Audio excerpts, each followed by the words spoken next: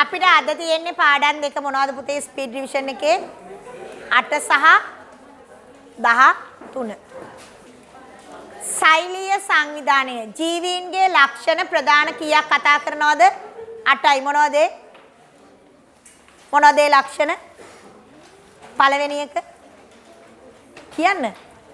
සෛලීය සංවිධානය, පෝෂණය, ශ්වසනය, වර්ධනය, උද්දීප්තතාව හා සමායෝජනය, ප්‍රජනනය, බහිස්රාවය. හරිනේ. අපි කතා කරොත් සෛලීය සංවිධානය මෙහෙම වර්ග දෙකකට බෙදන්න පුළුවන්. ඒක සෛලික සහ අනිත් එක මොකද්ද පුතේ? බහු සෛලික. ඒක සෛලික අය කවුද? ක්ලැමිඩොමොනාස්, ඇමීබා, එවුග්ලිනා, පැරමීසිය. බහුසෛලික ජීවියෙක් හැදෙන්නේ කොහොමද? ඩිම්බයකුයි ශුක්‍රාණුවකුයි එකතු වුනහම යුක්තාණුවක් හැදෙනවා. ඒක විභාජනයට ලක් වෙලා හැදෙනවා කලලයක්. එහෙම තමයි බහුසෛලික ජීවියෙක් හැදෙන්නේ. එතකොට අපි එතනම කතා කරනවා ජීවී දේහය හැදෙන සංවිධාන මට්ටම්. සංවිධාන මට්ටම් මොනවද? සෛල, පටක, අවයව, පද්ධති, ජීවිය. හරිනේ? එහෙනම් සෛලීය සංවිධානයේ යටතට එන්නේ මෙන්න මේ ටික. ඒ ටික තමයි අපි කතා කරේ. අවශ්‍ය කෙනෙක් ඉන්නවා නම් ලියා ගන්න. ඊළඟට අපි කතා කරන්නේ පෝෂණය ගැන. සංවිධාන මට්ටම කොටස් දෙකයි ඒක සෛලික, බහුසෛලික. තනි සෛලයකින් නම් ඒක සෛලික. හරිනේ? එහාට තමයි අපි අර ජෛව ගෝලයේ සංවිධාන මට්ටම අද කතා කරේ. මොනවද? ජීවියාගෙන් පස්සේ එන්නේ මොකද්ද? ගහණය, ප්‍රජාව, පරිසර පද්ධතිය, ජෛව ගෝලය, ඊට පස්සේ තමයි එතන අවසානයේ. එතන ඔය පිළිවෙලට තියෙන්නේ. එතන පළවෙනි ලාක්ෂණිකයේ මෙච්චරයි. ඊළඟට අපි කතා කරමු දරුවනේ දෙවෙනි ලාක්ෂණිකය පෝෂණය. මොකද්ද පෝෂණය කියන්නේ? ජීවය පවත්වා ගැනීම සඳහා මොකද්ද කරන්නේ? ද්‍රව්‍ය සහ ශක්තිය ලබා ගැනීමේ ක්‍රියාවලිය. දැන් ඔයාලා පෝෂණය කියන්නේ කන එක නෙමෙයි. තේරුණාද? හරිනේ? හරි. එතන ද්‍රව්‍ය ශක්තිය ලබා ගැනීමේ ක්‍රියාවලියේදී ඒක ලබා ගන්න විදිය අනුව අපි ප්‍රධාන කොටස් දෙකකට බෙදනවා. මොනවද? ස්වයං පෝෂීන් සහ අනිත් එක මොකද්ද? විෂම පෝෂීන්. තමා විසින්ම ආහාර නිෂ්පාදනය කර ගන්න අය ස්වයං පෝෂීන් ලෙසත්, හරිත ශාක නිපදවන ආහාර මත යැපෙන අය විෂම පෝෂීන් ලෙසත් හඳුන්වනවා. එතන ස්වයං පෝෂීන් ආකාර දෙකයි. ප්‍රභා ස්වයං පෝෂී සහ අනිත් එක මොකද්ද? රසායනික ස්වයං පෝෂී. ප්‍රභා ස්වයං පෝෂී කියන්නේ මොකද්ද? ඒගොල්ල මොන ශක්තියද යොදාගන්නේ? සූර්යාලෝකය යොදා ගන්නවා. රසායනික ස්වයං පෝෂීන් මොනවද? රසායනික ශක්තිය යොදා ගන්නවා. විෂම පෝෂීන් අපිට ආකාර කීපයකට බෙදනවා. මෘතෝපජීවීන්. මෘතෝපජීවීන්ට අයිති වෙන්නේ පුතා බැක්ටීරියා හා දිලීර. ඒගොල්ල මැරුණු ශාක හා සත්ව කොටස් වියෝජනය කරනවා. මෘතෝපජීවීන් ඉන්නවා පරපෝෂිතයෝ. පරපෝෂිතයෝ කියන්නේ කවුද? එක් ජීවියෙක් තවත් ජීවියෙක් තුල හෝ මත. දැන් ඔළුවේ ඉන්න උකුණක් පරපෝෂිතයෙක්. බඩේ ඉන්න පණුව පරපෝෂිතයෝ. පැහැදිලිද? ඊට පස්සේ විලෝපිකයෝ කියන්නේ මොකද්ද? එක් ජීවියෙක් තවත් ජීවියෙක් ගොදුරු කරගන්නවා. දැන් එහෙම කියනකොට ඔයාට ගොඩක් වෙලාවට මතක් වෙන්නේ විලෝපික කිව්ව ගම කොටියා මුවාව ආහාරයට ගන්නවා. එහෙම නෙමෙයි. ගවයා තනකොළ කෑමත් විලෝපීයතාවයක්. පිළිගන්නවද? ඔව්. එතකොට ගොදුර වෙන්නේ මොනවද? තනකොළ. ඒකත් විලෝපීයතාවයක් තමයි. ජීවියෙක්නේ. අනිත් එක තමයි මොකද්ද? සහජීවී. මොකද්ද සහජීවීන් කියන්නේ? ජීවීන් දෙදෙනාටම වාසි වන අයුරින් ජීවීන් දෙදෙනා අතර තියෙන මොකද්ද? අන්‍යෝන්‍ය සම්බන්ධතාවය. ඒක නේද? මේකට උදාහරණය තමයි ලයිකන.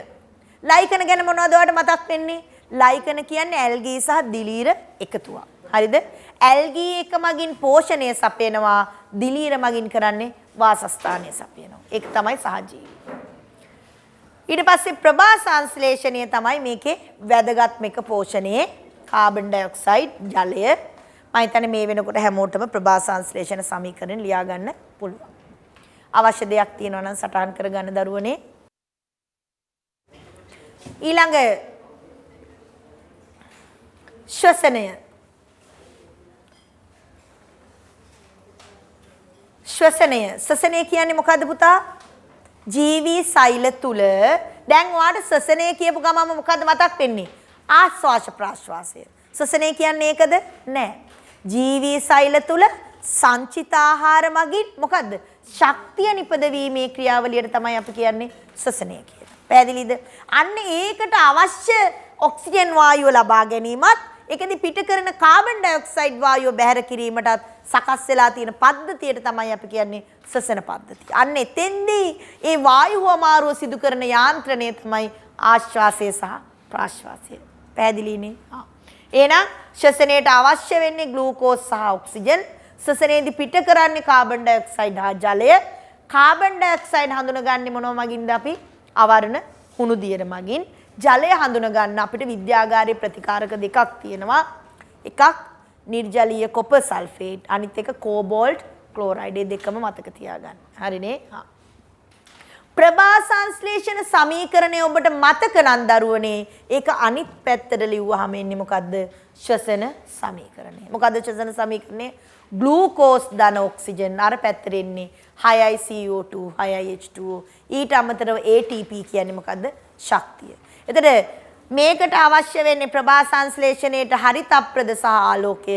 අන්නේ ආලෝකයේ ලබා ගන්න ශක්තිය තමයි මෙතෙන්දී ATP විදියට පිට වෙන්නේ. හරිනේ? හරි. ලියා ගන්න ශ්වසනය. ඉන්ද්‍රියිකාව මයිටොකොන්ඩ්‍රියම.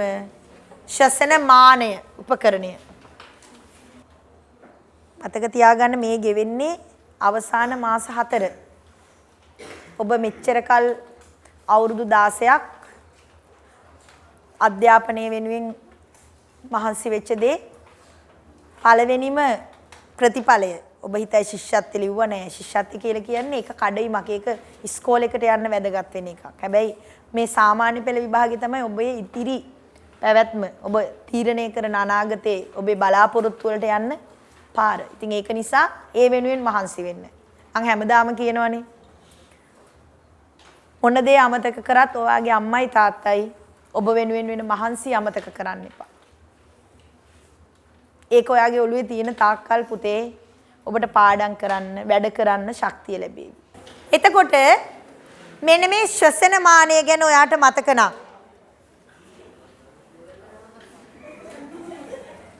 ශ්වසන මානයට උතනින් තියන්න. හරි. අහගන්න. උද්දීප්තතාව හා සමායෝජනයට යන්න කලින් මෙතන ඇටවුම් දෙකක් තියෙනවා. ඔයාට මතක නම් මොනවද ඒ ඇටවුම් දෙක? මෙහෙම පහක් බෝතල් පහක් අරගෙන එක පරීක්ෂණයක් කරා. මොකද ඒකෙදී උනේ? පළවෙනි එකේ තියෙන්නේ මොනවද ඒකේ? මතක් කරන්න පුතේ පළවෙනි එකේ තියෙන්නේ මේක 2016 O level වල තිබ්බා. ඊට පස්සේ නෑ. ගොඩක් අවුරුද්දකින් මේ පාඩමෙන් ප්‍රශ්නයක් තිබුණේ නෑ. ඒක නිසා මතක කරගන්න. මේකේ පළවෙනි එකේ තියෙන්නේ මොනවද? KOH. ඇයි KOH තියෙන්නේ? වායු ගෝලයේ ඉඳලා එන වාතයේ තියෙන මොනවද? කාබන් ඩයොක්සයිඩ් අවශෝෂණය කරනවා. ඊට පස්සේ මේක යනවා මොකද්ද මෙතෙන්ට? මෙන්න මේකේ තියෙනවා මොනවද? කැල්සියම් හයිඩ්‍රොක්සයිඩ් නැත්තම් හුණු දියර. ඒකෙන් මොකද කරන්නේ? මේකේ කාබන් ඩයොක්සයිඩ් දැන් එන වාතයේ කාබන් ඩයොක්සයිඩ් නැති බව තහවුරු කිරීම තමයි ඒකේ කාර්යය වෙන්නේ. තුන්වෙනි එකට අපි දානවා එක්ක ගෙම්බෙක් දානවා. එහෙම නැත්නම් ප්‍රරෝහණය වෙන බීජ දානවා. පැහැදිලිද? අන්න ඊට පස්සේ මේක මෙතෙන්ට ගියාම මේකෙත් තියෙන්නේ මොනවද? හුණු දියර. අන්නේ හුණු දියර මොන පාට වෙනවද? කිරි පාට වෙනවා. අවසාන ඇටුමේ මොනවද පුතා තියෙන්නේ? ජලය. අන්නේ කෙලවරට තමයි සම්බන්ධ කරලා තියෙන්නේ මොකද්ද? චූෂකයක්. චූෂකයේ ක්‍රියාත්මක කරාම අඛණ්ඩව ඇටුම තුල වායුව සංසරණය වෙනවා. දැන් මේක පාලක පරීක්ෂණයක් කරන්න කිව්වොත් මේකේ ඔක්කොම සාධක තියෙනවනේ. එක සාධකයක් පාලනය කරනවා. ගෙම්බ අයින් කරනවා. මුං බීජ වෙනුවට පැලවෙනේ වෙනුවට වියලි මුං බීජ දානවා. අන්න ඒ විදිය දෙයක් කරන්න පුළුවන්. පැහැදිලිද? ඒක එකක්. ඊළඟට තව එකක් අපි කතා කරා කේතු ප්ලාස්කු දෙකක් අරගෙන එකකට දැම්ම KOH අඩංගු නලයක් මේ දෙකටම දාලා තියෙන ප්‍රරෝහණය වෙන මුං බීජ. මෙන්න මේ දෙකට නල දෙකක් සම්බන්ධ කරලා මේක දාලා තියෙන වර්ණවත් ද්‍රවයක. මේ දෙකේ එකම වෙනස තමයි මෙන්න මේ A කියන ඇටෝමේ KOH අඩංගු නලයක් තියෙනවා. B කියන ඇටෝමේ සුනිත්‍ය KOH අඩංගු නලයක් නැහැ. පැහැදිලිද? මොකක්ද ඒකෙන් වෙන්නේ? හොඳට කල්පනා කරන්න. A ඇටෝමේ මුං බීජ ශ්වසනය කරනවා. ඇටෝමේ තියෙන ඔක්සිජන් ටික මුං බීජ ගන්නවා. එයා මොනවද පිට කරන්නේ? කාබන් ඩයොක්සයිඩ් පිට කරනවා. ඒ පිට කරන කාබන් ඩයොක්සයිඩ් ටික KOH මගින් මොකද්ද කරන්නේ? අවශෝෂණය කරනවා. පැහැදිලිද? අන්න එතකොට මේ කේතු ප්ලාස්කුව තුල වායු පරිමාවයේ යම් මොකද්ද වෙන්නේ? අඩුවක් වෙනවා. අන්නේ අඩුව පුරවන්න පුතා වර්ණවත් ද්‍රවය මේ නලය දිගේ මොකද්ද වෙන්නේ? ඉහළට යනවා. වර්ණවත් ද්‍රවය ඉහළ ගිය පරිමාව සමාන වෙනවා මේ මුං බීජ ශ්වසනයේදී ලබාගත්තු ඔක්සිජන් පරිමාව. ඒකම සමාන වෙනවා පිට කරපු මොන පරිමාවද? Carbon dioxide පරිමාව. පැහැදිලිද? මේකෙදි අපි උපකල්පන දෙකක් කරනවා. මොකක්ද දෙකක්? ශ්වසනයේදී ලබාගත් ඔක්සිජන් පරිමාව සහ පිට කරපු කාබන් ඩයොක්සයිඩ් පරිමාව සමානයි කියන එක සහ මේ කේතු ප්ලාස්කුව තුල ඇති කාබන් ඩයොක්සයිඩ් පරිමාව නොගෙනිය හැකි තරම් කුඩායි කියන එක. පැහැදිලිද? ඒක තමයි මේකේ උපකල්පන දෙක. එතකොට මේ ඇටෝමේ ද්‍රව මට්ටම ඉහළ යන්නේ නැහැ, වෙනසක් වෙන්නේ නැහැ. ඒකට හේතුව මොකද්ද? KOH අඩංගු නොවන නිසා මොකද්ද වෙන්නේ? ලබාගත්තු ඔක්සිජන් පරිමාව සහ පිට කරපු කාබන් ඩයොක්සයිඩ් පරිමාව සමානයි. එහෙනම් එතකොට ඇතුලේ වාතයේ වෙනසක් වෙනවද වායු පරිමාවේ? නැහැ. වායු පරිමාවේ වෙනසක් වෙන්නේ නැති නිසා ඇතුලට ඔක්සිජන් ගමන් කරන්නේ නැහැ. ද්‍රවය ගමන් කරන්නේ නැහැ. පැහැදිලිනේ? එහෙනම් ඔන්න ඕක තමයි. එතකොට මේක තමයි ශ්වසනය සිදු වෙනවද කියන බලන එක. මේකේ පෙන්눔 කරන්නේ මොකද්ද? ශ්වසනයේදී මොනවද? කාබන් ඩයොක්සයිඩ් පිට කරන බව පෙන්වන එක තමයි මේ ඇටෝම. හරිනේ? අරක ශ්වසනයේදී ඔක්සිජන් ලබා ගන්න බව පෙන්වන ඇටෝම. ඊළඟට අපි කතා කරනවා උද්දීප්තතාව හා සමායෝජනය.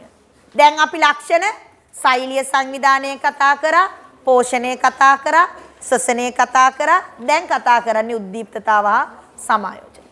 ඒ කතා කරනකොට අපිට කතා කරන්න වෙනවා බාහිර පරිසරයේ තියෙන උත්තේජවලට ප්‍රතිචාර දක්වනවා.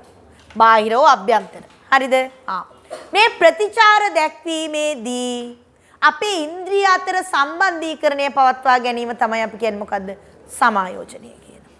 අපි දන්නවා ආහාරයක සුවඳ දැන්නොත් මොකද්ද වෙන්නේ? කේටය ස්‍රාවය වෙනවා. ඒක තමයි ප්‍රතිචාරය. උත්තේජය මොකද්ද? ආහාරයක සුවඳ දැනීම. පැහැදිලිද? වාහනයක නලා හඬ ඇහුනොත් අපි මොකද්ද කරන්නේ? ඒ දෙස ඉසහරවල බලනවා. එතකොට පුතා ප්‍රතිචාර දක්වන කාරක දෙකක් තියෙනවා. එක්ක ග්‍රන්ථියක්, අනිත් එක එහෙම නැත්නම් මොකද්ද? පේශියක්. දැන් කේටේ ස්‍රාවය වෙනව නම් කේට ග්‍රන්ථි. බෙල්ල හරවල බලනව නම් මොකද්ද? බෙල්ලේ පේශි. පැහැදිලිද? එතකොට මේ ටික අපි දැනගන්න ඕන. ප්‍රතිග්‍රාහක කියන්නේ පුතා උත්තේජ ලබා ගන්නා සංවේදී අවයව. ප්‍රතිග්‍රාහක ප්‍රතිචාර උත්තේජයට දක්වන ප්‍රතිචාරය. උද්දීප්තතාව තමයි ප්‍රතිචාර දැක්වීමේ හැකියාව. සමායෝජනය කියන්නේ ඉන්ද්‍රියන් අතර සම්බන්ධීකරණය. අපි විතරක් නෙමේ ශාකත් උද්දීප්තතාව හා සමායෝජනය දක්වනවා. ආලෝකේ නවනම් ආලෝකයේ දිශාවට හැරෙනවා. ස්පර්ශ සංවේදී ඇල්ලුවම හැකිලෙනවා. ඉදි කුම්බා වගේ. තෝරමාර කතුරු මුණුංග හවස් වෙනකොට හැකිලෙනවා. පැහැදිලිද? ඒවා උද්දීප්තතාව හා සමායෝජනය දක්වන අවස්ථා. ඊළඟට අපි කතා කරනවා පුතේ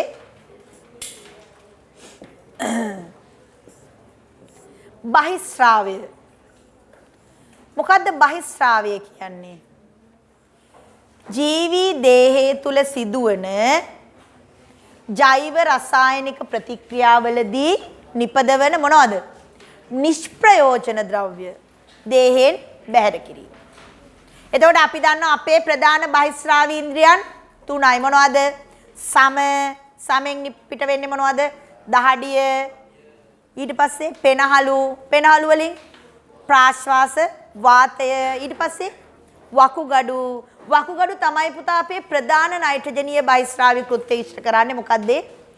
මුත්‍රා නිපදවීම කරන්නේ. හරිනේ. එතකොට මුත්‍රාවල තියෙන්නේ යූරියා සහ යූරික් අම්ලය. අන්න ඒ යූරියා නිපද වෙන්නේ කොහෙද? අක්මාවේ. මතක තියාගන්න. හරිනේ මෙතෙන්ට ආවට. ඊට පස්සේ ශාකවල මේ තියෙන්නේ පූටිකා හරහා ශාකවල ශ්වසනයේදී කාබන් ඩයොක්සයිඩ් පිට කරනවා. ප්‍රභා සංශ්ලේෂණයේදී පිට කරන්නේ මොනවද? ඔක්සිජන්. එතන මතක තියාගන්න ශාක ශ්වසනය කරනවා හැම මොහොතකම. ප්‍රභා සංශ්ලේෂණය විතරයි ආලෝකයේ තියෙන වෙලාවට දවල්ට කරන්නේ. හරිනේ? මල කියන්නේ බහිස්රාවී ද්‍රව්‍යයක් නෙමෙයි. ඒක නිෂ්ප්‍රයෝජන ද්‍රව්‍යයක් වෙන්නේ නැහැ පරිවෘත්තීය ක්‍රියාවල. ඒක ආහාර ජීර්ණයේ අන්ත ඵලයක්.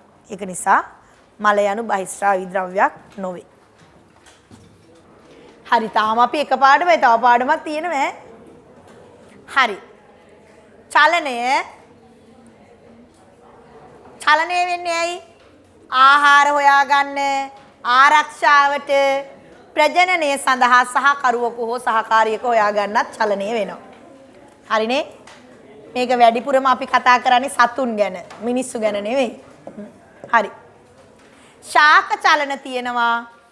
ආවර්තී චලන, සන්නමන චලන. මොකද ආවර්තී සහ සන්නමන කියන්නේ? උත්තේජය ප්‍රතිචාරය අතර ඍජු සම්බන්ධතාවයක් තියෙනවා නම් ඒක මොකද්ද? ආවර්තී. සූර්යාලෝකයේ දෙසට වැඩෙනවා නම් ඒක මොකද්ද? ධන ප්‍රභා වර්ති. සූර්යාලෝකයෙන් ඉවතට යනවා නම් ඒක මොකද්ද? ඍණ ප්‍රභා වර්ති. පොළව දෙසට යනවා නම් ඒක මොකද්ද? ධන ගුරුත්වාවර්ති. පොළවෙන් ඉහළට යනවා නම් එහෙනම් මම මෙන්න මේ කියන එක කිරළ මුල් පොළවෙන් ඉහළට වැඩිම මොකද්ද? ඍණ ගුරුත්වාවර්ති. තේරුණාද? සාමාන්‍ය මුල් යන්නේ පොළව දිශාවට, කිරළ මුල් ඊට ප්‍රතිවිරුද්ධව. සන්නමන චලන කියන්නේ පුතා ඉන්න තැන ඉඳන් ප්‍රතිචාර දක්වන උත්තේජයත් දිශාවත් එක්ක ඍජු සම්බන්ධතාවයක් නැහැ. ශාක චලන වලට වඩා සතුන්ගේ තමයි විවිධාකාරයේ චලන තියෙන්නේ. ඒකසෛලික ජීවීන් චලනය කරන්න ව්‍යාජපාද, පක්ෂ්ම, කශිකා යොදා ගන්නවා. බහුසෛලික ජීවීන් චලනය කරන්නම් අපි දන්නවා වරල්, පාද, අවල්පත්, පියාපත් ඔය ඔක්කොම යොදා ගන්නවා. ඔක තමයි චලනය. මේකට ඕනනම් ඔයා උදාහරණිකුත් ලියා ගන්න. රසායනික ආවර්තියකට උදාහරණයක් තමයි පුතේ පරාග. මෙන්න කලංකය මත තැන්පත් වුණාම ඩිම්බ දක්වා මේක ගෙනියන්නේ රසායනික ආවර්ති චලනයකින්. හරිනේ? පරාගනාලය ඩිම්බ කෝෂය දක්වා ගෙන යන්නේ රසායනික ආවර්ති චලනය.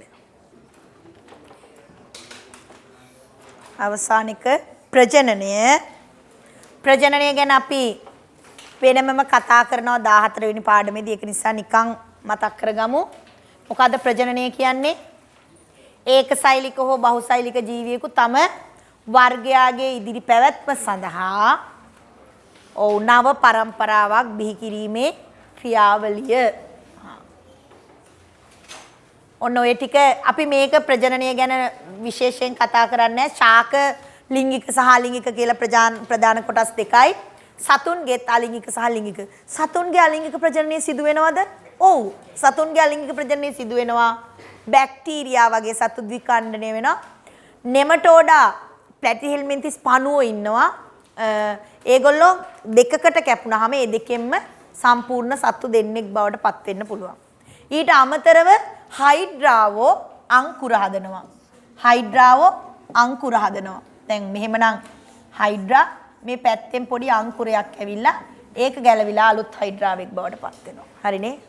ඒ විදිහට හැබැයි මතක තියාගන්න පුතා අලිංගික ප්‍රජනනය සිදු වෙන්නේ පරිණාමිකව පහත් ජීවීන්ගේ. උසස් වෙනවා නම් අනිවාර්යෙන් ඒගොල්ලෝගේ මොන ප්‍රජනනයද? ලිංගික ප්‍රජනනය සිදු වෙන්නේ. හරිනේ?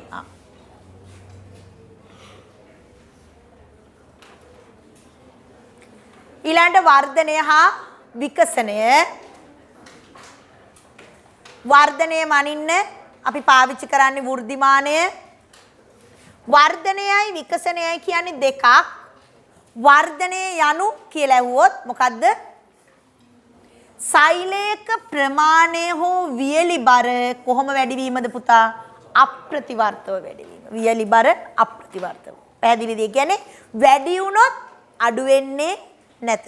දැන් ඔයාලා හිතුවොත් එහෙනම් අපි මහත් වෙලා කෙට්ටු වෙනවා කියන්නේ වියලි බර සෛලයේ වියලි බර අඩු වෙනවද? නෑ නෑ අපේ බරයි අඩු වෙන්නේ. සෛලයක වියලි බර එහෙම අඩු වෙන්නේ නෑ. විකසනය කියන්නේ මොකද්ද? සෛලයේ සංකීර්ණත්වයෙන් ඉහළට යනවා. එතකොට මේකේ පියවර 3යි. මෙන්න සෛලයක් තියෙනවා. දෙවැනි පියවරය ප්‍රමාණයෙන් විශාල වෙනවා. මේක අංක 1. මේකේ දෙවැනි පියවර ඒ සෛලයේ විභාජනය වෙනවා. මෙන්න විභාජනය වෙලා සෛල 4ක් හැදුනා. තුන්වෙනි පියවරේ සෛල විශේෂණය වෙනවා. කිසියම් කෘත්‍යයක් සඳහා මොකක් හරි විශේෂ කාර්යයක් සඳහා හැඩ ගැහෙනවා. හරිනේ? ඊට පස්සේ වර්ධනය මනින වෘද්ධිමානය. වෘද්ධිමානයේ පැලය සෙමින් වැඩුණට මේකට සම්බන්ධ කළ තියෙන භාරය පල්ලෙහාට යනකොට ඒ අනුව දර්ශකය මොකද්ද වෙන්නේ? උත්ක්‍රමණය වෙනවා. පැහැදිලිනේ? හරි. මේකට සාමාන්‍යයෙන් සුදුසු මොන වගේ ශාකද? මිරිස්, මුං, මෑ. ඇයි කොස් පොල් ඒව ගන්න පුළුවන්ද? බෑ. ඒව ඔහොම ක්ෂණිකව වර්ධනය වෙන්නේ නැහැ. හරිනේ? හරි. ඉක්මන් ලියා ගන්න පුතා. ප්‍රජනනය කියලා ලියා ගන්න. ප්‍රජනනය අපි මාතෘකාව වෙනම කතා කරන නිසා ඒක ගැන ආයි කිව්වේ නැත්තේ ඒකයි. ප්‍රජනනය මම ලියන්න දුන්නේ නැතේ ආයි ලබන සතියේ ගැන වෙනමම කතා කරනවානේ. ඒක නිසා. දැන් ඔයා ඔය ජීව විද්‍යාව පාඩම් කරන ගමන් දැන් අද කරපු පාඩම ආයි ගෙදර ගිහිල්ලා බලලා ඕකේ ඔයාට අමතකම ටික ආයි පොඩි කොලයකට ගන්නවා. ඔයාට මතක නැහැ වර්ධනය යනු කුමක්ද? විකසනය යනු. අන්න ඒවා. ඒ අමතක ටික ගන්න. එතකොට ඔයාට ඒක විතරයි නැවත නැවත මතක් කරන්න තියෙන්නේ. මං කියවනේ ලොකු පොතකින් ඊළඟ කොල කීපයකට ආයි කොල කීපයකින් අවසානයේ විභාගෙට යන දවසට අමාරු ටික ඔක්කොම අපි එක කොලයකට අරගෙන යනවද? නෑ නෑ අරගෙන යන්නේ නෑ. හොඳේ. එක කොලයකට අරගෙන විභාග ශාලාවට යන ගමනුත් බලාගෙන ගිහිල්ලා අවසාන සැරේට ස්කෑන් කරලා මෙතෙන්ට දාගත්තා. ඒක ගුලි කරලා මොකෝ සෙකන්ඩ් ෂයි එකක් ලියන්නේ කියලායි. ගුලි කරලා ඩස්බින් එකට දාලා යනවා. එතකොට ඒ ඔක්කොම ඔයාගේ මතකයේ තියෙන බව ගැන ඔබට ලොකු විශ්වාසයක් තියෙනවා. හරිනේ? වෛරස ගැන මොකද්ද කියන්නේ? කිසිදු පරිවෘත්තීය ක්‍රියාවක් සිදු වෙන්නේ නැහැ. එයා කරන එකම දේ මොකද්ද? ජීවී සෛලවලදී මොකද්ද? ගුණණය වීම පමණයි. වෛරස වල මොකද්ද වෙන්නේ පුතා? DNA කියන්න ටක් ගාලා DNA හෝ RNA ඇත දෙකම තියෙනවද? නැහැ. COVID-19 වල තිබුණේ මොකද්ද පුතේ? RNA. හරිනේ? ප්‍රෝටීන් කොපුවක් තියෙනවා වලිගයක් සහ වලිග තන්තු. ශාක වලට ඇති වෙනවා කෙසෙල් වඳ පීදීම මිරිස් කොළ කොඩ වීම සතුන්ට AIDS සාරම්ප සෙම්ප්‍රතිශා මේ පොත ලියන කාලේ COVID තිබුණ නැහැ. දැන් ඉස්සෙල්ලා මේක ලියන්නේ නේ. සතුන්ට නැතුව ශාක වලට දැතෙන්නේ. ඕන් ඇහුවා ඉඳලා නෙතුල් ප්‍රශ්න. ඔව්. ක්ෂීරපායින්ට පුළුවන්. සතුන්ට ඇති වෙන්න පුළුවන් පුතා. ඒව රෝග. වෛරස පිළිබඳ නිවැරදි වගන්තිය. සෛලීය සංවිධානයක් ඇත කියන එක මොකද වෙන්නේ? වැරදි. පරිවෘත්තීය ක්‍රියා කිසිවක් සිදු නොවේ කියන එක එන්සයිම නැහැ. මොකද්ද වෙන්නේ? වෛරස තුල එන්සයිම සෑම වෛරසයක් තුලම DNA සහ RNA ඇත. වැරදි. එන්සයිමත් ඕනේ නැහැ ඇත්තටම වෛරස වලනේ පරිවෘත්තීය ක්‍රියා වෙන්නේ නැහනේ. ඒකේ පුතා හරි උත්තරයක් තියෙන්නේ B විතරයි ඈ. සෛලීය සංවිධානයක් ඇත කියන එක වැරදි. සෛලීය සංවිධානයක් නැහැ. පරිවෘත්තීය ක්‍රියා සිදු නොවේ කියන එක හරි. වෛරස තුල එන්සයිම් ඇත කියන එක නැහැ. DNA සහ RNA. DNA සහ RNA නැහැ. උත්තරයක් නැත. මේක විතරක් හරිය. වගන්ති වලින් වර්ධනය. ඔන්න දැන් අපි කිව්වා වර්ධනය යනු මොකද්ද? සෛලයක මොකද්ද? වියලි බර වැඩිවීමයි. ප්‍රතිවර්ත්‍ය ක්‍රියාවක් කියනකොට වැරදි. උපරිම වර්ධන මට්ටම් සමාන වේ කියන එක වැරදි. හරිනේ? නිශ්චිත කාර්යයක් ඉටු කිරීමට හැඩ ගැසුණු සෛල සමූහයක්. ඒකට අපි කියන්නේ මොකද්ද? පාඨකයක්. පරිසරයේ සිට පැමිණෙන උත්තේජ සඳහා ප්‍රතිචාර දැක්වීමට කියන්නේ මොකද්ද පුතා? උද්දීප්තතාව. පරිවෘත්තීය ක්‍රියාවක් මගින් සෑදෙන අපද්‍රව්‍යයක් නොවන්නේ මල පහ. ඇයි ඒ? ඒවා ආහාර ජීර්ණයේ අන්තඵලයක් මිස පරිවෘත්තීය ක්‍රියාවක අන්තඵලයක් නොවේ. බහිස්රාවී ඉන්ද්‍රියක් නොවන්නේ මං කියවනේ ප්‍රශ්නේ තියෙන වැදගත් කොටසට ඉරියඳින්න අක්මාව. ශාකවල බහිස්රාවී ව්‍යුහය පූටිකාව. ඇයි ඒ? පූටිකාව හරහා තමයි ඔක්සිජන් කාබන් ඩයොක්සයිඩ් බැහැර කරන්නේ. ජීවයේ ආරම්භය බහුසෛලික ජීවීන්ගේ ජීවයේ ආරම්භ වන තනි සෛලයට කියන්නේ මොකක් කියලාද? යුක්තාණු. යුක්තාණු. උත්තේජයක් කියන්නේ මොකද්ද පුතා? ප්‍රතිචාරයක් ඇති කරලීමට සමත් වෙනසක කියන එක හරි. අභ්‍යන්තර හෝ බාහිර පරිසරයේ හරි. සංවේදී අවයව මගින් උත්තේජ ප්‍රතිග්‍රහණය කරයි. ඉහත සියල්ලම හරි. වෛරස පිළිබඳ අසත්‍ය ප්‍රකාශය. ජීවී සහ ජීවී හරි. එකම ජීවී ලක්ෂණය හරි. ධාරක සෛලය හරි. මං කිව්වා DNA සහ RNA ඇත කියන එක මොකද වෙන්නේ? වැරදි. හිස්තැනට සුදුසු සෛල පටක. ප්‍රභා ස්වයංපෝෂී ජීවියෙකු නොවන්නේ. මෙන්න මෙතනින් ලියා ගන්න පුතා අගමුල නැති වැල. ඒ කියන්නේ ඒකට කියන නම කුස්කුටා. කස්කුටා කියනවා කුස්කුටා කියනවා. අගමුල නැති වැල ගාවින් ලියා ගන්න. මේක ඔයා දැක්කොත් මෙන්න මේ ඔය රාජසිංහ මහත්තයා මේ පාරේ තියෙනවා නිකන් පටි කහ පාට පටි විශේෂයක්. ඒක ශාක මත තියෙන්නේ. එයා ශාකයෙන් ජලයයි ආහාරයි දෙකම ලබා ගන්නවා. පූර්ණ පරපෝෂී ශාකයක් ලියා ගන්න. කුස්කුටා නැත්නම් අගමුල නැති වැල පූර්ණ පරපෝෂී ශාකයේකි. පූර්ණ පරපෝෂී ශාකයේකි. ධාරක ශාකයෙන් ජලය සහ ආහාර ලබා ගනී. පරපෝෂී පූර්ණ පරපෝෂී ශාකයක්. ධාරක ශාකයෙන් ජලය සහ ආහාර දෙකම ගන්නවා. හරිනේ? පිළිල කියන එක ගාවින් ලියා ගන්න පුතා. පිළිල කියන්නේ අර්ධ පරපෝෂී ශාකයක්. අර්ධ ඒක නම් ඔයාලා දැකලා තියෙනවා ගස්වල තියෙන කොළ පාට අර තියෙන කොළයට අමතරව වෙනත් කොළ වර්ගයක් තියෙන දැකලා නැහැ? අඹ ගස්වල ඔය තියෙනවා. සාමාන්‍යයෙන් කොස් ඒ වගේ ගස්වල තියෙනවා. පිළිල අර්ධ පරපෝෂී ශාකයේකි.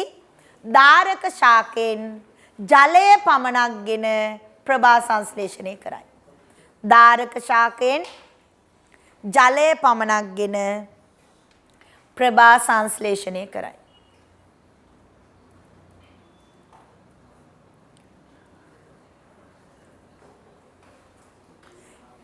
ජීවී දේහය තුල සිදුවන ජෛව රසායනික ප්‍රතික්‍රියාවලට කියන්නේ මොකද්ද? පරිවෘත්තීය ක්‍රියා.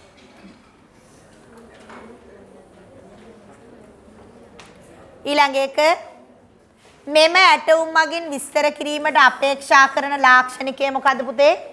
වර්ධනය. වර්ධනය.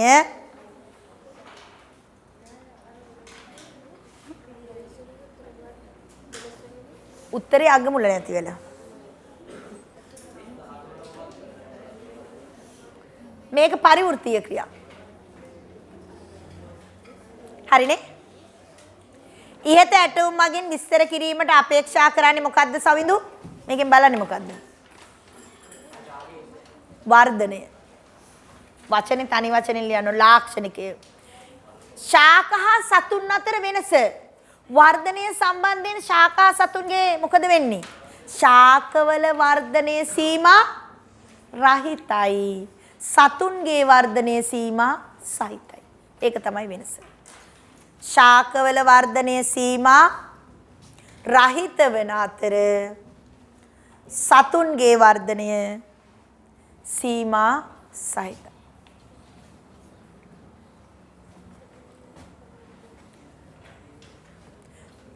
පැය කිහිපයකට පසුව දර්ශකය උත්ක්‍රමණය වෙනවා.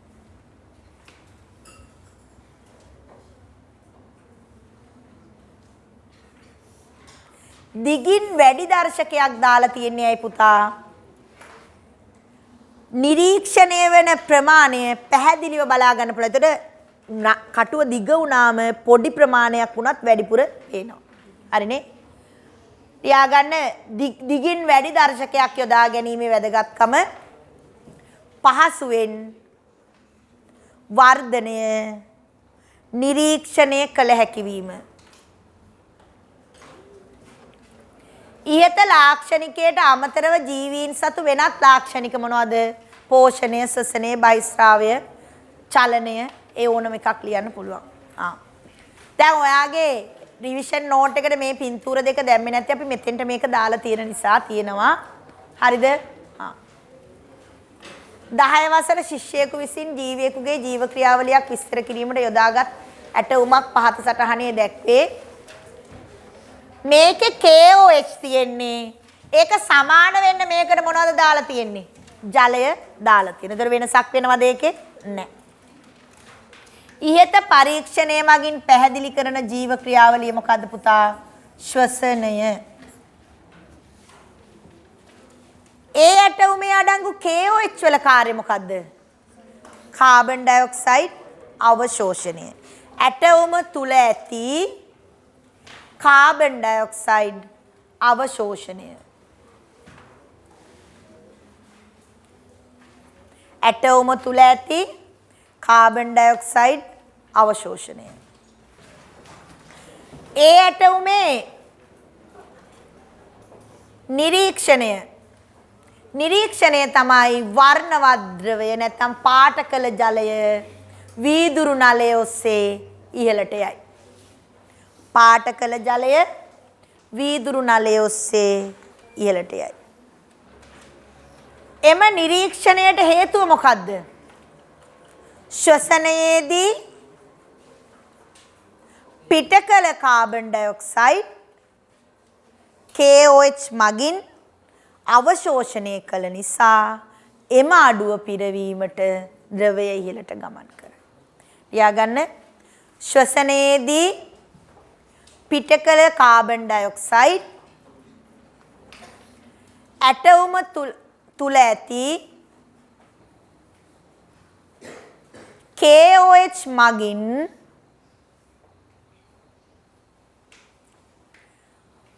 අවශෝෂණය කළ නිසා එම අඩුව පිරවීමට වර්ණවත් ද්‍රවය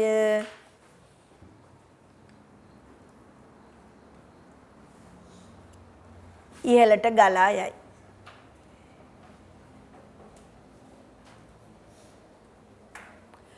B ඇටවුමේ පාට කළ ජල මට්ටමේ වෙනසක් සිදු නොවේ. හේතුව මොකද්ද?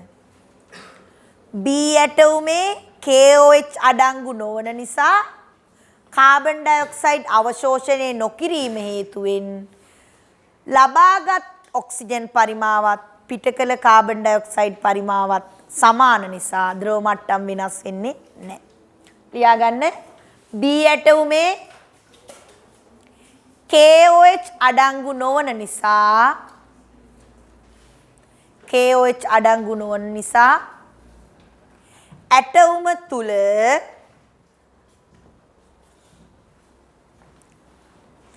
කාබන් ඩයොක්සයිඩ් අවශෝෂණය නොකරන බැවින්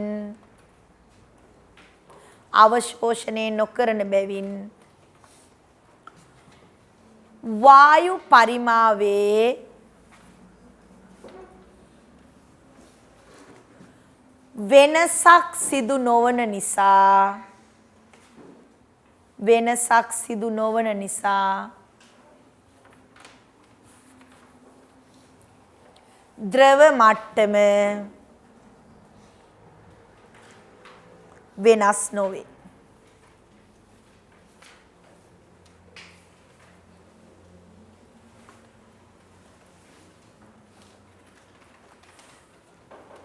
ශෛලීය ශ්වසනය යනු කුමක්ද? ඒ පාඩමේ අහලා තියෙන අර්ථ දැක්වීම ඒ විදිහටම ලියන්න ඕන පුතා. ජීවි සෛල තුලදී කියන්න සංචිත ආහාර මත මොනවද? ඔක්සිජන් ක්‍රියා කර මොකද්ද? ශක්තිය නිපදවීමේ ක්‍රියාවලිය. ජීවි සෛල තුලදී සංචිත ආහාර මත ඔක්සිජන් ක්‍රියා කර ශක්තිය නිපදවීමේ ක්‍රියාවලියයි. මෙන්න බෝතල් ටික පිළිවෙලින් ලියන්නලු. අංක 1ට තියෙන්න ඕනේ මොකද්ද පුතේ? B. KOH එකක් නේද තියෙන්න ඕන. අංක 2ට A දාන්නත් පුළුවන් ඔයාට, D දාන්නත් පුළුවන්. ගැටලුවක් නැහැ. පැහැදිලිද?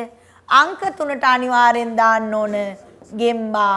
අංක 4ටත් A හෝ D. එතකොට මෙතෙන්ට A දැම්මනම් මෙතෙන්ට දාන්න වෙන්නේ මොකද්ද? D. පැහැදිලිද? එකම දාන්න එපා. අංක 5ට C. ඔන්න ඕක තමයි පිළිවෙල. ගෙම්බෙකු වෙනුවට යොදා ගන්න පුළුවන් පුතා ප්‍රරෝහණය වන මුං බීජ.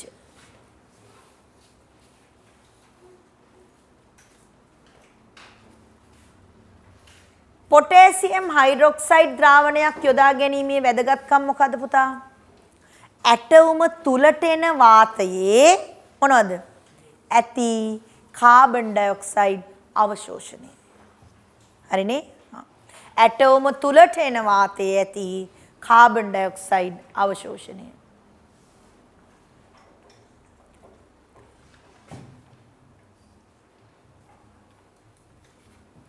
C බෝතලේ වැදගත්කම මොකද්ද? C බෝතලෙන් තමයි චූෂකයේ ක්‍රියාත්මක වෙන්නේ. ඇටෝම තුල අඛණ්ඩව වායුව සංසරණය කිරීම. ඇටෝම තුල අඛණ්ඩව වායුව සංසරණය කිරීම. එක් බෝතලයක ඇති හුණු දියර කිරි පාට වේ. පරීක්ෂණ ඇටෝම සම්බන්ධ කළ පසු ඊට වෙන හේතුව මොකද්ද? ගෙම්බා ශ්වසනයේදී මොනවද? කාබන් ඩයොක්සයිඩ් පිට කිරීම නිසා. ගෙම්බා ශ්වසනයේදී කාබන් ඩයොක්සයිඩ් පිට කිරීම නිසා.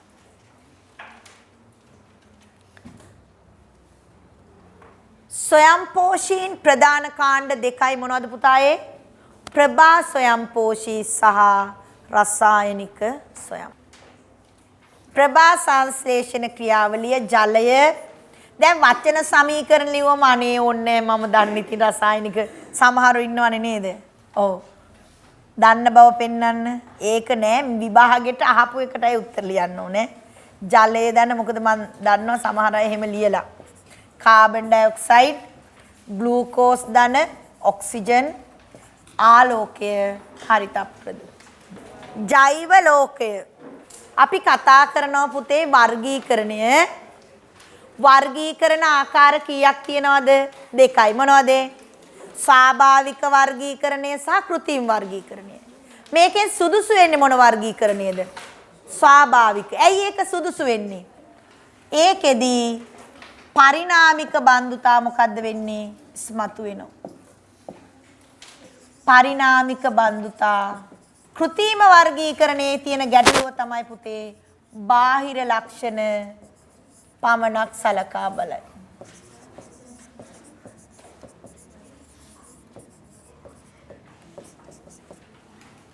වර්ගීකරණයේ මුලින්ම ස්වාභාවික වර්ගීකරණයක් හඳුන්වලා දුන්නේ ඇරිස්ටෝටල්. ඊට පස්සේ රොබර්ට් විටේකර් රාජධානි 5 කාල් වූස් ඉදිරිපත් කර අධිරාජධානි 3 වර්ගීකරණය. මොනවද අධිරාජධානි 3? ආකියා, බැක්ටීරියා සහ යූකැරියා. වර්ගීකරණයේ තියෙන වැදගත්කමක් තියෙනවද? ඔව්. මොනවද වැදගත්කම? පහසුවෙන් අධ්‍යයනය කරන්න පුළුවන්. අලුතෙන් ජීවියෙක් හොයාගත්තොත් එයා ගැන පුරෝකථනය කරන්න පුළුවන්. වෙනත් ජීවීන් අතර සම්බන්ධතාවයන් අනාවරණය කරගන්න පුළුවන්. ආර්ථික වැදගත්කමක් ඇති ජීවීන් හඳුනා ගන්න පුළුවන්. ඔන්න ඕවා තමයි වැදගත්කම. හරි. බලන්න මයි පුතේ. වර්ගීකරණය අනුව කාල්වූස්ගේ අධිරාජධානි 3 ආකියා, බැක්ටීරියා සහ යූකැරියා. යූකැරියා අධිරාජධානිය ආයි රාජධානි කීයකට බෙදනවද? මොනවද රාජධානි? කියන්න ටක් ගාලා. ප්‍රොටිස්ටා, ෆන්ගයි, ප්ලාන්ටේ, ඇනිමාලියා. අපි මේ අධිරාජධානි 3 ගැන කතා කරොත් මොනවද පුතා වෙනස්කම්? ආකියා ප්‍රාග්න්‍යෂ්ටිකයි. බැක්ටීරියා ප්‍රාග්න්‍යෂ්ටිකයි. යූකැරියා මොකද වෙන්නේ? ශුන්‍යෂ්ටිකයි. තව එකක්. ආකියා ප්‍රතිජීවක වලට සංවේදී නොවේ. බැක්ටීරියා ප්‍රතිජීවක වලට සංවේදී වේ. යූකැරියා ප්‍රතිජීවක වලට සංවේදී. පැහැදිලිද? එතකොට සංවිධානීය න්‍යෂ්ටියක් හා පටලම ඉන්ද්‍රියකා දරන්නේ කාටද? යූකැරියා අධිරාජධානී අය විතරයි. හරිනේ? ඕක තමයි ප්‍රධාන වෙනස්කම්. එතකොට අපිට මෙතෙන්දී මෙන්න බැක්ටීරියා, ප්‍රොටිස්ටා, ෆන්ගයි මේගොල්ලොන්ගේ ලක්ෂණ තමයි පොතේත් අපිට සංසන්දනය කරලා තියෙන්නේ. බැක්ටීරියා ප්‍රාග්න්‍යෂ්ටිකයි. මේක ලියන්න ඕනේ නැහැ. කියන එක විතරක් පොඩ්ඩක් අහගන්න. ප්‍රොටිස්ටා ශූන්‍යෂ්ටිකයි. ෆන්ගයිනුත් ශූන්‍යෂ්ටිකයි. ෆන්ගයි කියන්නේ දිලීරනේ. දිලීර ගැන ගොඩාක් වෙලාවට කියවෙන කතාවක් තමයි පුතේ කයිටින් වලින් සෑදුණු සෛල බිත්තියක් ඇත. කයිටින් වලින් සෑදුණු සෛල බිත්තියක් ඇත කිව්වොත් ඒ කවුද? දිලීර. විෂම පෝෂින් මේ කිව්වොත් ඒ කවුද? දිලීර. දැන් මෙතන ඉන්න අයගේ.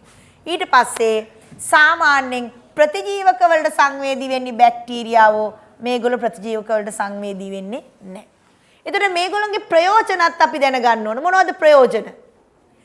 බැක්ටීරියා වල ප්‍රයෝජන තමයි කර්මාන්ත වලට. මොනවද? බේකරි කර්මාන්තයට, චීස්, යෝගට් ඔය හැම එකටම ඕන බැක්ටීරියාව. ජීව වායු හදන්න ඕන බැක්ටීරියා. මීතේන්, නයිට්‍රජන් තිර කරන්න ඕනේ. ඊට පස්සේ අපි දන්නවා දැන් අපි කතා කරේ හරිත ඇල්ගී අයිති වෙන්නේ. ප්‍රොටසෝවා, ප්‍රොටිස්ටා වලට ප්‍රධාන කොටස් දෙකයි. මොකක්ද? ප්‍රොටසෝවා සහ අනිත් එක තමයි ඇල්ගී. ප්‍රොටසෝවාව කියන අය විෂමපෝෂී. පැහැදිලිද? ඇල්ගී කියන අය තමයි මොකද වෙන්නේ? ස්වයංපෝෂී. ඒක නිසා ඇල්ගීන් තමයි ආහාර දාම වල ප්‍රාථමික නිෂ්පාදකයන්. මතක තියාගන්න. ඔයාලා හිතුවොත් මේ සාමාන්‍ය පරිසරයේ තියෙන භෞමික ශාක වලින් නෙමෙයි පුතා වැඩිපුර ඔක්සිජන් අපිට නිදහස් කරන්නේ මොනවද? සාගරයේ විසිරී ඇති මෙන්න මේ ඇල්ගී මගින්. ඒගොල්ලෝ තමයි වැඩිපුර ඔක්සිජන් ප්‍රමාණයක් නිදහස් කරන්නේ. ඒගොල්ලෝ තමයි ආහාර දාම වල ප්‍රාථමික නිෂ්පාදකයෝ. ලයිකන හදන්න දායක වෙනවා සහ ඇල්ජිනික් අයිස්ක්‍රීම් හදන්න වෙන ඇල්ජිනික්. ඊළඟට දිලීර ගත්තොත් අපි හතු කියන එක ගත්තොත් ප්‍රෝටීන් බහුල ආහාරයක්. දැන් අපිට අර එක පේපර් එකකුත් හම්බුණා මොනවද? පාන් බේකරි කර්මාන්තයේදී යීස්ට් ගන්නවා. ඊට අමතරව පෙනිසිලින් වැනි ඖෂධ වර්ග නිෂ්පාදනයේට ගන්නවා. ඒ ටික තමයි අපිට කතා කරන්න තියෙන්නේ ප්‍රොටිස්ටා සහ ෆන්ගයි. ඊට පස්සේ අපිට අධිරාජධානියේ මොන අධිරාජධානියේද? මොන අධිරාජධානියේද මේ අපි කතා කරන්නේ මොන අධිරාජධානියේද? යූකැරියා අධිරාජධානියේ රාජධානි දෙකක් ගැන කතා කරා. අපි මේ දෙක පොඩ්ඩයි කතා කරන්න තියෙන්නේ. මොනවද මේ පොඩ්ඩක් කතා කරන්න තියෙන්නේ? ප්‍රොටිස්ටා සහ ෆන්ගයි. පැහැදිලිද? අපිට ගොඩක් කතා කරන්න තියෙන්නේ වැඩිපුර ප්ලාන්ටේ. වැඩිපුරම කතා කරන්න තියෙන්නේ කවුරු ගැනද? ඇනිමාලියා. එහෙනම් අපි ප්ලාන්ටේ සපුෂ්ප ශාක, අපුෂ්ප ශාක. මොකද්ද මේ දෙකේ වෙනස? විභාගෙදී පුතා අපිට අහන්න පුළුවන් මේ වෙනස්කම්. මේ ඔක්කොම ලියන්න ඕනේ. බීජ පත්‍ර 1යි, මෙයාගේ බීජ පත්‍ර 2යි.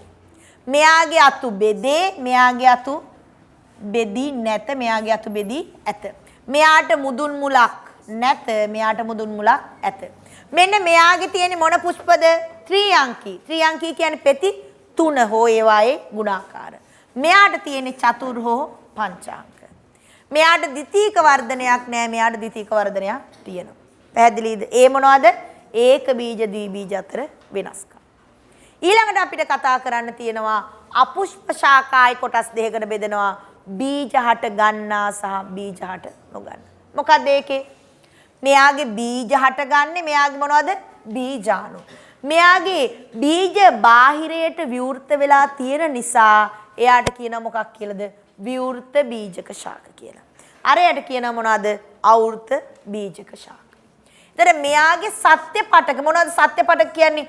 මුල්, කඳ, පත්‍ර විදියට සත්‍ය පටක විභේදනයක් තියෙනවා. මෙයාගේ එහෙම සත්‍ය පටක විභේදනයක් නෑ පුතේ. මෙයාට තියෙන තලසාකාර එකේ ඔය මාකැන්ටියා පොගනෑටුම් වල වගේ ලොකුවට කඳක් නෑ. මුල්, පත්‍ර පැහැදිලිව පේන්න නෑ. මෙයා භෞමික පරිසරවල මෙයා ජීවත් වෙන්නේ සෙවණ සහිත තෙතමනය සහිත පරිසරවල. ටක් ගාලා ඕකේ අවශ්‍ය දේවල් තියෙනවා නම් ලියා ගන්න. ඕකේ නිකන් ලියන්න. පියලි 1යි පියලි 2යි. තන්තු මුල්, මුදුන් මුල්. තේරුණාද? ත්‍රිඅංකී පුෂ්ප, චතුර්හෝ පංචාංකී. එහෙමයි ලියන්නේ. ද්විතීක වර්ධනයේ වේ නොවේ. කෙටියෙන් ලියන්න. ඔයා හරිනම් ඕක බලන්න නැතුව මතකෙන් ලියන්න. 10 වසරේ ජීව විද්‍යාව ටික ඉවර කරනවා කියන්නේ O level paper එකෙන් ලකුණු 30ත් 35ත් අතර ප්‍රමාණයක් අපි ඔන්න ආවරණය කළා. ඇයි ඒ? ලකුණු 200 කීයකටද බෙදන්න ඕන? 6කට. ඇයි ඒ? 10 වසරේ ජීව රසායන භෞතික 3යි 11 වසරේ ජීව රසායන භෞතික 3යි. 206න් බෙදුවාම 33.3යි 30ත් 35. එහෙමයි යන්නේ. ඔක හරියටම 30ට වෙන්නේ නැහැ. අපෘෂ්ඨ වංශී. හරි. අහගන්න. මේ මම ලියලා තියෙන්නේ ගොඩාක්ම අත්‍යවශ්‍ය ටික. හැබැයි මං අනිත් ටිකත් එක කතා කරනවා. අපෘෂ්ඨ වංශීන් කාණ්ඩ කීයද? 5යි. අපි ඉස්සෙල්ලත් කතා කරා මොනවද? මතක් කරගන්න. පුතා හැම එකම පිළිවෙලට මතක තියාගන්න. එතකොට ලේසි. නිඩාරියා, ඇනලීඩා, මොලුස්කා, ආත්‍රොපෝඩා, එකයිනොඩර්මේටා. ඉස්සෙල්ලම දැන් මේක ඔන්න ඔයාලට මං පොතේ දුන්නේ මේක වගුවක් විදිහට මතකයිනේ. අංක 1ට මං කතා කරනවා ප්‍රස්තර ගණන. ද්විප්‍රස්තර එක්කෙනා ඉන්නේ කවුද? නිඩාරියා විතරයි. අනිත් ඔක්කොටම එන්නේ මොකද්ද? ප්‍රස්තර 3යි. ඒක හරි නේද? අංක 2ට මං කතා කරනවා ජීවත් වෙන පරිසරය. කතා කරලා ඉමු. මොකද්ද වෙන්නේ? නිඩාරියා. ටක් ගාලා කියන්න. සියල්ලම මොකද්ද වෙන්නේ? ජලජ වාසීන් වේ. කරදිය වාසීන් කියලා ගන්න පුළුවන්ද? බෑ. හයිඩ්‍රා මිරිදියේ ජීවත් වෙනවා. පැහැදිලිද? එහෙනම් දෙවෙනි එක ඇනලීඩා. ඇනලීඩා ජලයේ සහ භෞමික ඉන්නවා. ඇයි ඒ? කවුද? කූඩැල්ලා ඉන්නවා. කවුද? ගැඩවිලා ඉන්නවා. ඒක නිසා ඒගොල්ලෝ ඉන්නවා. ඊට පස්සේ තුන්වෙනි එක මොලුස්කා. මොලුස්කා මොකද වෙන්නේ? කරදිය, මිරිදිය, භෞමික තුනේම ජීවත් වෙනවා. පැහැදිලිනේ? ඊළඟ එක මොලුස්කාගෙන් පස්සේ ආත්‍රපෝඩා. ඒතර ඔයා හිතන්න ඔන්න දැන් ආව ජලයෙන් ගොඩබිමෙන් එතනින් එහාට මොකද වෙන්නේ? වායව පරිසරය දක්වා යනවා. ජලය ගොඩබිම වායව පරිසරය. ඒතර ඔප ආත්‍රපෝඩා ගැන කියනකොට අපි විශේෂයෙන් කියන්න ඕන වැඩිම ජීවි විශේෂ සංඛ්‍යාවක් ඉන්නේ ආත්‍රපෝඩා. ඊළඟට එකයිනොඩර්මේටා සියල්ලම කරදිය වාසීන් වේ. ඔතනින් සියල්ලම එකම පරිසරයක ජීවත් වෙන්නේ කවුද? එකයිනොඩර්මේටා විතරයි. පැහැදිලිද? ඒ ජීවත් වෙන පරිසරය. ඊළඟට අපි කතා කරනවා සංචරණය කරන ආකාරය. සංචරණය කරන්නේ නිඩාරියා.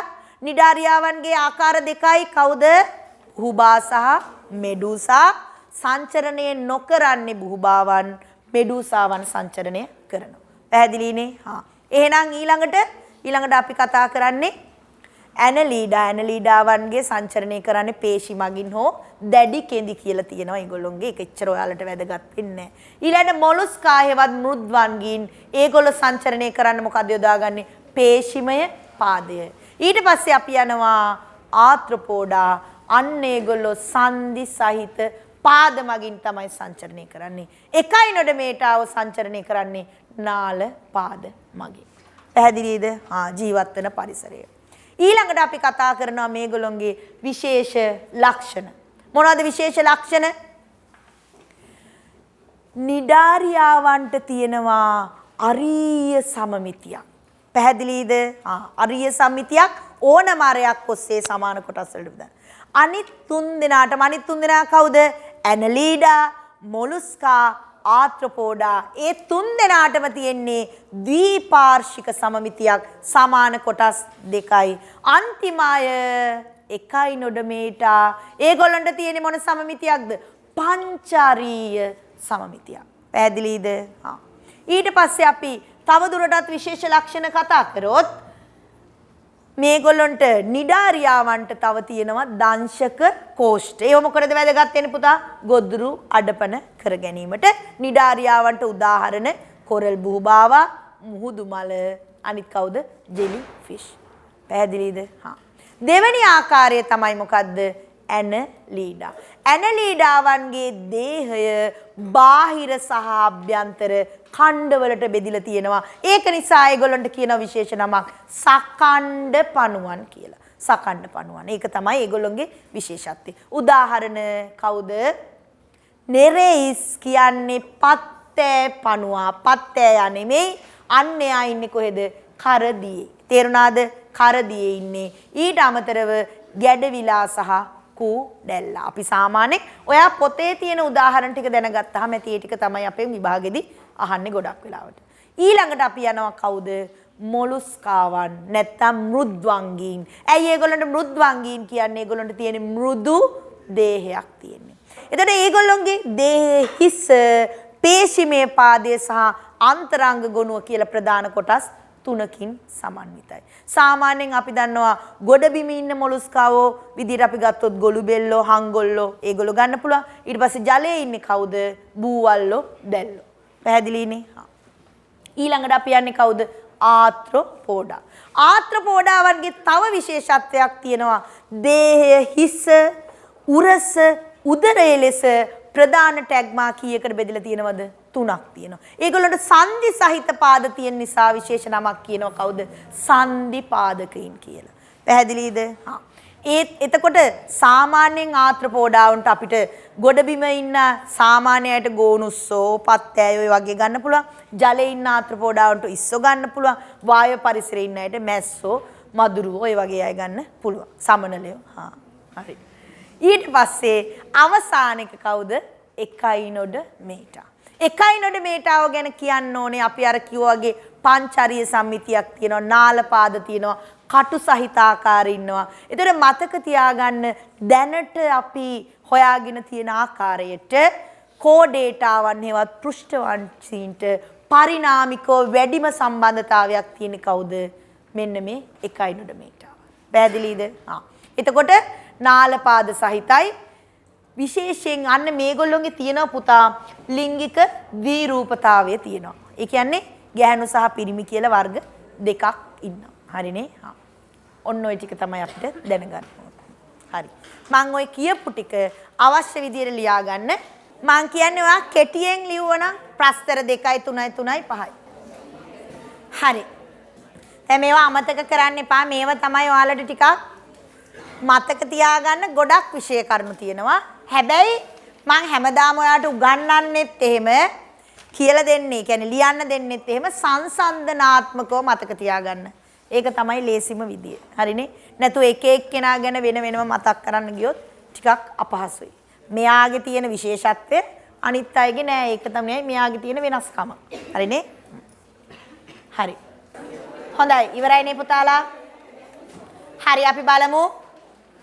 අවසානයේ පෘෂ්ඨවංශීන් පාඩමේ අවසානයේ පෘෂ්ඨවංශීන් එක පිළිවෙලට මතක් කරමු.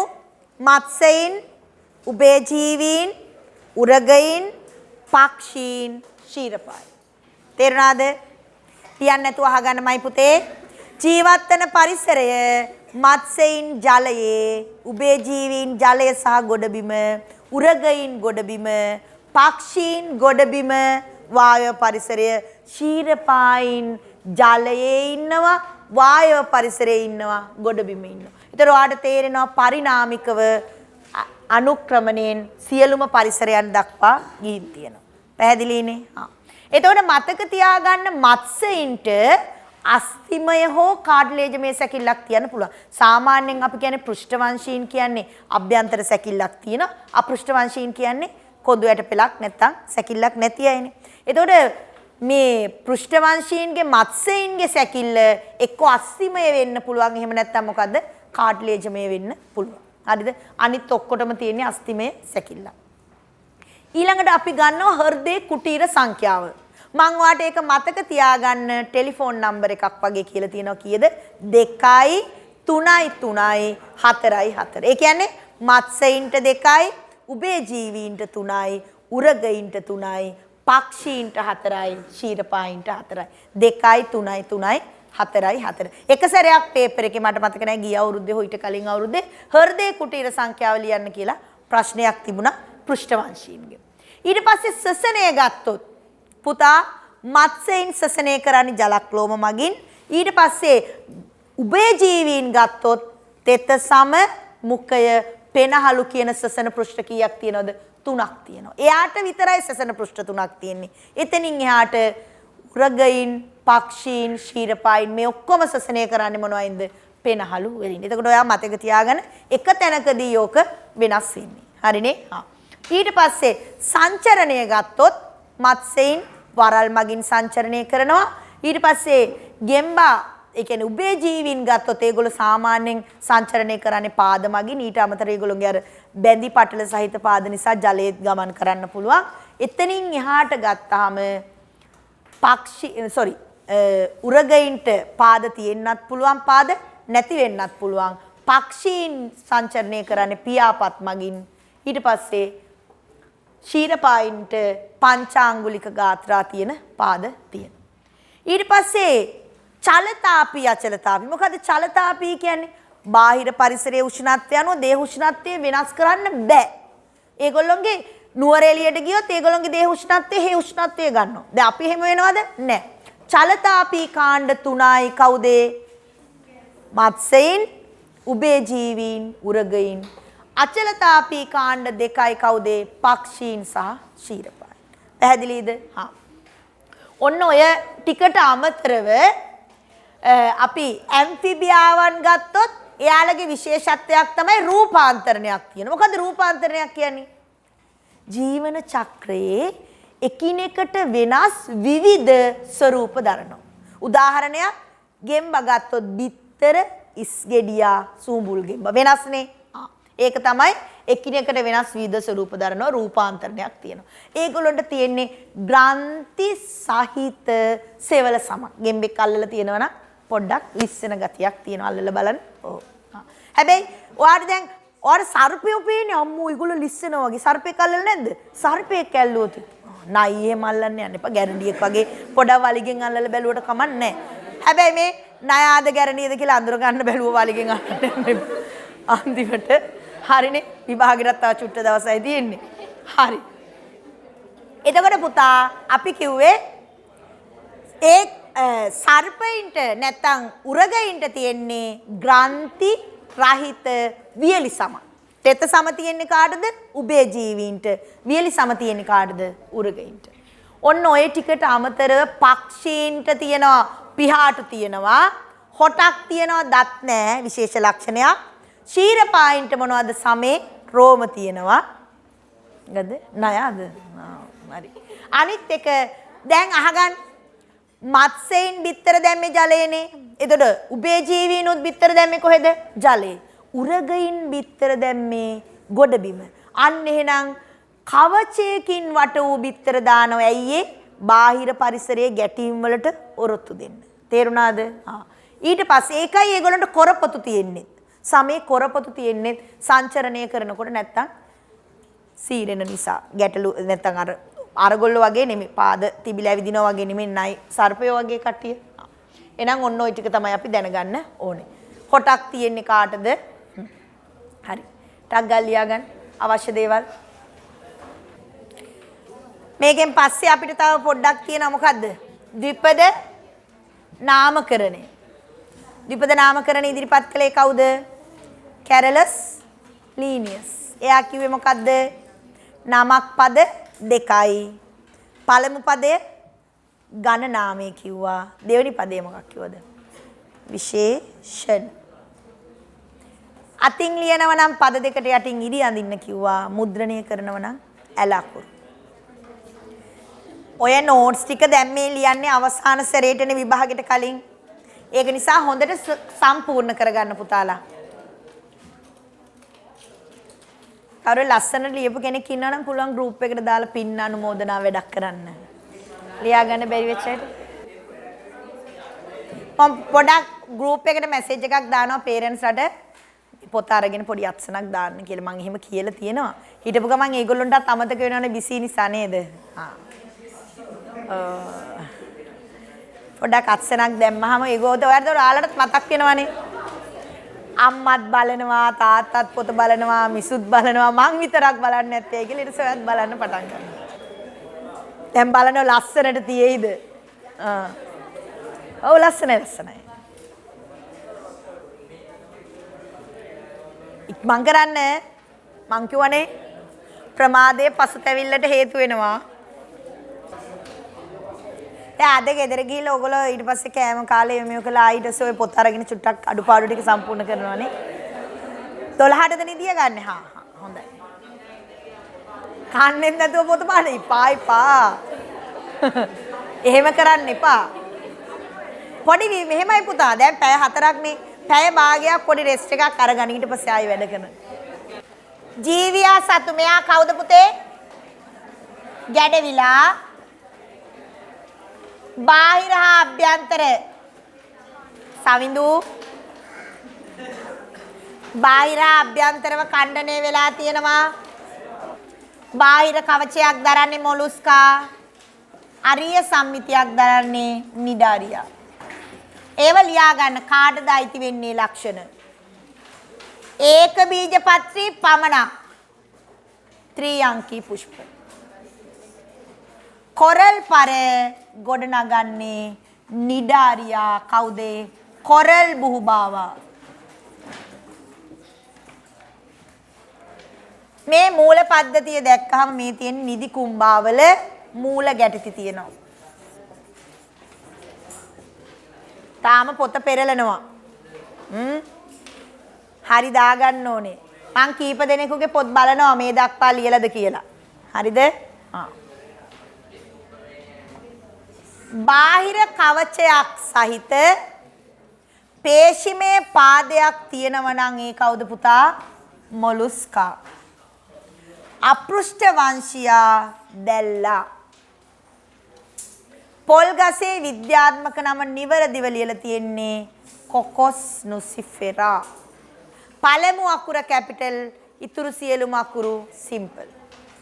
ඇල අකුරු තමයි මුද්‍රණය කරලා තියෙන්නේ.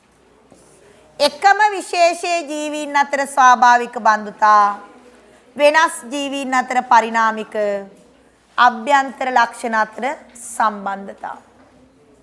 ස්වාභාවික වර්ගීකරණයේ ABC තුනම ගන්න පුළුවන්. ජල වාහිනී පද්ධතිය කියනකොට ඔයාලට මතක් වෙන්න ඕන කවුද? එකයි නොඩ මීටර්.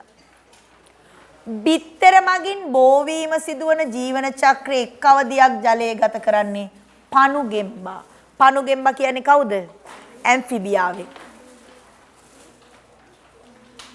ඒක බීජපත්‍රී ශාකවල අසත්‍ය ද්විතීක වර්ධනයක් නෑ පුතා ඒක බීජපත්‍රීවල. ගොඩබිමට සාර්ථකව ආපු කට්ටිය මුලින්ම කවුද? සාර්ථකව ඇම්ෆිබියා ගන්න බෑ. ගොඩබිමට ඇම්ෆිබියාව සාර්ථක උනේ නෑ අයියේ. ජලයේ ගොඩබිමයි දෙකේම ඉන්න උනානේ බිත්තර දාන්නේ ජලයේනේ. ඒක නිසා. හරිනේ? රෙප්ටීලියාවන්ට ජලය ඕනද? නෑ. ඒගොල්ලෝ ගොඩබිම විතරයි කවච වලින් බට උ බිත්තර දානවා. ආකියාදි රාජධානියට අයත් අය ආන්තික පරිසර ප්‍රාග්න්‍යෂ්ටික ප්‍රතිජීවක වලට ප්‍රතිරෝධීද නැහැ. උත්තර දෙකක් තියෙනවා ඒකේ. ආන්තික පරිසරවල ජීවත් වේ ප්‍රාග්න්‍යෂ්ටික වේ. ප්‍රතිජීවක වලට ප්‍රතිරෝධී නෑ පුතා ඒගොල්ලෝ. ඒ බැක්ටීරියාව. කාල් වූස්ට අයිති අධිරාජධානියක් නොවන්නේ ෆන්ගයි. බාහිර උෂ්ණත්වය අනුව දේහ උෂ්ණත්වය වෙනස් නොවන්නේ අචලතාපීන් මැමේලියා ආවෙස්. සෛල බිත්තියේ කයිටින් වලින් හැදිලා තියෙන්නේ දිලීර. ප්‍රොටිස්ටා රාජධානියට අයත් ස්වයං පෝෂීන් උල්වා. ඉස්කිවද? ප්‍රතිරෝධී කියන්නේ ඒකට අර සංවේදී කියන එක ඔරොත්තු දෙන්නේ නැහැ. හරිනේ? දැන් මේකනේ ප්‍රතිජීවක වලට ප්‍රතිරෝධී ප්‍රතිජීවක වලට එරෙහිව ක්‍රියාත්මක වෙන්නේ බැක්ටීරියාව විතරයිනේ. ප්‍රතිජීවකයක් ආවම ඒකෙන් ඒගොල්ලෝ පාලනය කරන්න පුළුවන්. අනිත් අය ප්‍රතිරෝධී වෙන්නේ. ඒක අර වචනෙත් එක තමයි වලට තියෙන ගැටලුව. බීජ හට නොගන්නා අපුෂ්ප ශාකය මාකැන්ටියා. ආකියා අධිරාජධානියට අයත් ජීවීන්ගේ ලක්ෂණයක් නොවන්නේ. ආකියාව ප්‍රතිජීවක වලින් විනාශ කළ හැක. හිස පේශිමේ පාදය ඇතැම් විට බාහිර කවචය මොලුස්කා. කොබාන 20න් 20ම හරි අය නොහැක කියලා තියෙන්නේ. අපෝ ඒහාසි කිව්වෙත් නෑ කවුරුවත්. දැක්කනේ ඉක්මනින් හොඳට කියවන්න ඕනේ. දැක්කනේ. ජීවීන් වර්ගීකරණයේ ප්‍රයෝජන මොනවද? වර්ගීකරණය ආර්ථික වටිනාකමක් ඇති ජීවීන් හඳුනා ගන්න පුළුවන්. තව පරිණාමික බන්ධුතා හඳුනා ගන්න පුළුවන්. කාල්වුස්ගේ අධිරාජධානි 3 ආකියා බැක්ටීරියා යූකැරියා එක් අධිරාජධානියක් තවත් 4කට බෙදෙනවා. ශාක හා සතුන්. ශාක අයිති වෙන්නේ ප්ලාන්ටේ, සතුන් අයිති වෙන්නේ ඇනිමාලියා. ශාක බෙදා ඇති ප්‍රධාන කාණ්ඩ දෙක සපුෂ්ප අපුෂ්ප. ප්‍රධාන වෙනස්කම මල් පිපීම හා නොපිපීම. විද්‍යාත්මක නාමයේ වැරැද්ද මෙන්න මේ දෙවැනි එක කැපිටල් ලිවීම. විශේෂ නාමය කැපිටල් වලින් ආරම්භ කිරීම. නිවැරදි විය යුතු ආකාරයේ ඔපේ පිළිතුරු පත්‍රය ලියන්න කිව්වහම මෙන්න මෙහෙමයි පුතා ලියලා පද දෙකට යටින් ඉරි අඳින්න ඕන. ප්‍රොටිස්ටාවන්ට අයිති ඇමීබා පැරමීසියම්. ජීවීන්ගේ ප්‍රයෝජන ආහාර දාම් වල මුල් පුරුක් විදියට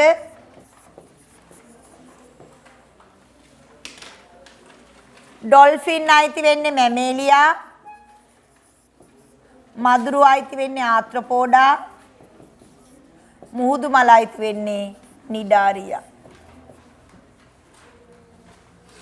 මුහුදු මල අයත් වෙන කාණ්ඩයේ වෙනත් ලක්ෂණ ද්විප්‍රස්තරයි දංශක කෝෂ්ඨ ඇත.